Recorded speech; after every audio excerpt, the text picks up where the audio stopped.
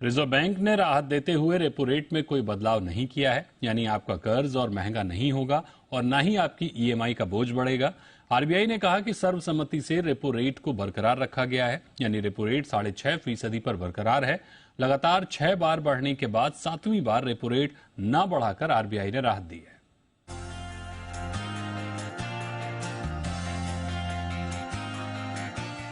RBI ने उम्मीदों के विपरीत इस बार रेपो रेट में कोई बढ़ोतरी नहीं की है।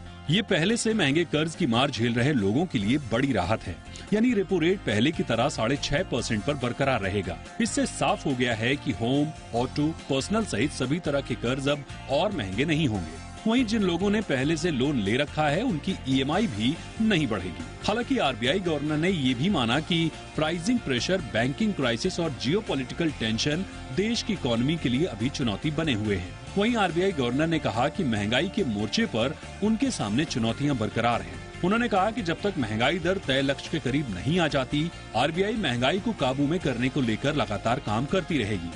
आरबीआई पिछले साल मई से इस साल फरवरी के बीच 6 बार रेपो रेट बढ़ा चुका है। इस साल 8 फरवरी को रेपो रेट में 0.25% की बढ़ोतरी हुई थी, जबकि पिछले साल दिसंबर में इसमें 0.35% का इजाफा किया गया था। पिछले साल मई, जून, अगस्त और सितंबर की मॉनेटरी पॉलिसी में भी आरबीआई महंगाई पर काबू पाने के लिए रेपो रेट बढ़ा चुका है।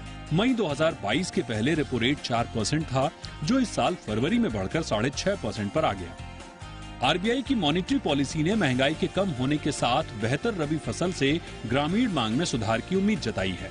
ऐसे में मौजूदा कारोबारी साल के लिए रिटेल महंगाई दर के अनुमान को 5.3% से घटाकर 5.2% कर दिया है। साथ ही मौजूदा कारोबारी साल में आरबीआई ने आर्थिक विकास दर में बढ़ोतरी करते हुए इसे 6.4% से बढ़ाकर 6.5% कर दिया है। इस तरह आरबीआई ने देश की इकोनॉमी ग्रोथ के बढ़ने का भरोसा जताया है। साथ ही उसने करंट अकाउंट घाटा काबू में रहने की भी उम्मीद जताई है। आरबीआई ने कहा कि लिक्विडिटी मैनेजमेंट पर उसकी नजर बनी हुई है। डॉलर के मुकाबले कमजोर होते रुपए की स्थिरता को लेकर भी उनकी कोशिशें जारी हैं।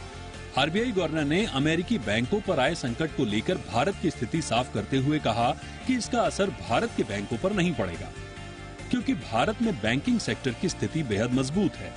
वहीं रेपो रेट नहीं बढ़ने से प्रॉपर्टी मार्केट को काफी राहत मिली है और इससे मिड सेगमेंट और अफोर्डेबल हाउसिंग के घर खरीदारों के सेंटीमेंट में सुधार देखने को मिल सकता है।